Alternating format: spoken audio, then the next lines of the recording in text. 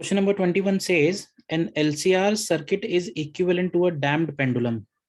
In an LCR circuit, the capacitor is charged to Q naught and then connected to L and R as shown below.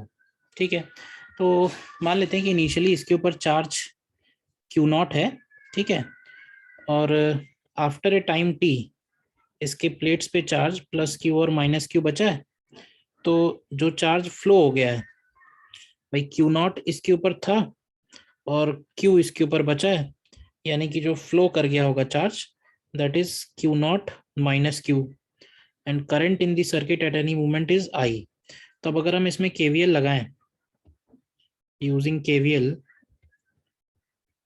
तो equation बनेगी minus of Q by C plus IR, ठीक है, and plus L DI by DT equal to 0. और I की value जो बनेगी वो rate of flow of charge होता है, तो ये D by DT of Q naught minus Q होगा, यानी कि this is equal to minus of DQ by DT.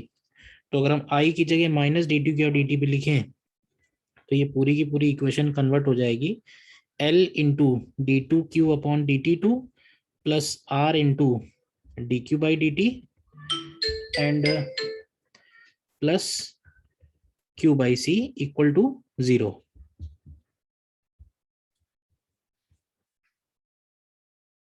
इसको अगर हम लोग रीअरेंज करते हैं तो we can write it as D2Q upon DT2 plus R by L DQ by DT and plus Q upon LC equal to 0. तो ये हमारी इक्वेशन इस पर्टिकुलर सर्किट के लिए हो गई. और अगर हम डैम्प्ड ऑसिलेशन के लिए लिखें sir equation,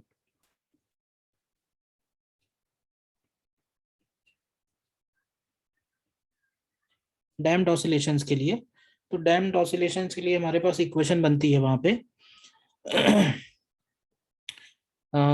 m into D2x upon DT2 plus B into DX upon DT and plus K into X equal to 0, जिसमें K स्प्रिंग कांस्टेंट है, B डैम्पिंग कांस्टेंट है और M इसका मास है.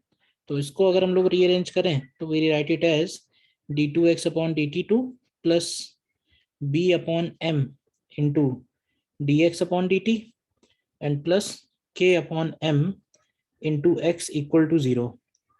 अच्छा, इस इक्वेशन का हमको सोल्यूशन मालूम है, इक्वेशन 2 का. इसका सोल्यूशन होता है x is equal to A naught e to the power minus gamma t, और गामा की वैल्यू अगर रखें b बाई 2m तो ये होता है A naught e to the power minus b by 2m into t. तो अगर सिमिलरली अगर देखें यहाँ पे इन दोनों को कंपेयर करोगे अगर आप, तो r बाई l की जगह b बाई m है, यानी एक तरह से r की वैल्यू b हो गई और m की वैल्यू l हो गई, ठीक है ना. इससे भी कंपेयर कर सकते हो इस इक्वेशन से इस इक्वेशन को, ठीक है ना. K 1/C हो गया, B की जगह R हो गया, M की जगह L हो गया, ठीक है.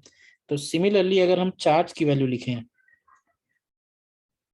तो चार्ज की वैल्यू लिख सकते हैं Q equal to Q naught e to the power minus, अब B की जगह R आएगा तो ये हो जाएगा RT अपॉन 2L.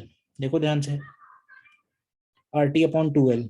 और अगर हमें Q स्क्वायर का इक्वेशन लिखना है तो Q स्क्वायर बन जाएगा Q naught square e to the power minus RT by L. तो अब अगर हमें ग्राफ बनाना है Q स्क्वायर वर्सेस T का, तो आप देखो L जो है इसमें नीचे आ रहा है, तो हायर L का मतलब, इसमें आप ध्यान से देखो, हायर L का मतलब ये होगा जैसे L2 की वैल्यू कम है तो L2 के केस में Q स्क्वायर तेजी से रिड्यूस होगा, L2 कम होगा तो ये वैल्यू ज्यादा होगी, तो ये वैल्यू ज्यादा होगी यानी कि जल्दी स्टेडी स्टेट आएगा. तो इस हिसाब से हमारा ऑप्शन ए करेक्ट हो जाएगा, ठीक है.